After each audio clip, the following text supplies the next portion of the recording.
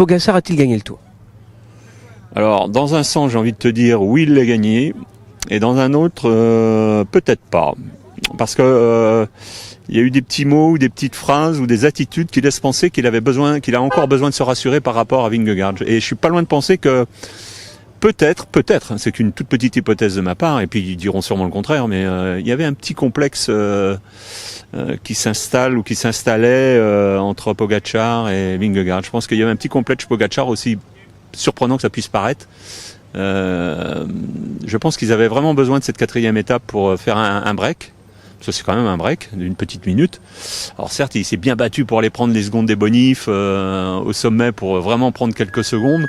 Donc ça montre bien qu'il a besoin d'aller se rassurer lui-même, même s'il est très fort.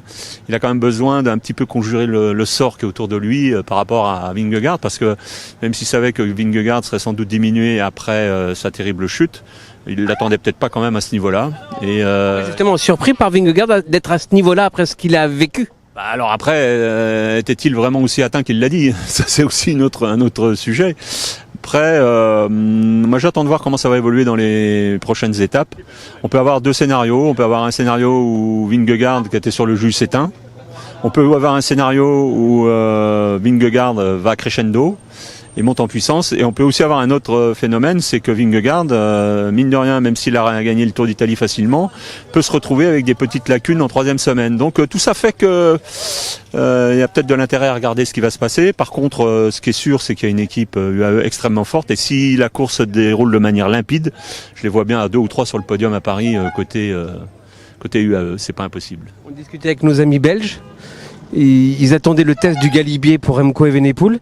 Il l'a bien passé finalement. Ouais, mais je crois que pour moi, c'est pas un vrai test pour Evenepoel.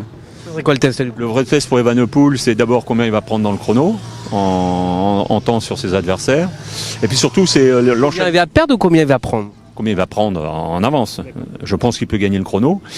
Et ensuite, ce qui est intéressant, moi j'attends de le voir vraiment sur une vraie étape de montagne avec des gros enchaînements de gros cols.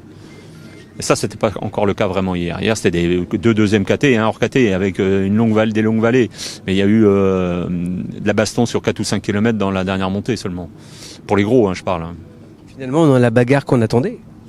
Bah, c'est conforme à ce qu'on pouvait supposer. Je pense que Pogačar avait vraiment besoin de prendre ses secondes pour son moral, pour son mental, pour son équipe. Il prend pas beaucoup finalement. Mais il prend pas beaucoup et je sais pas, j'ai envie de voir.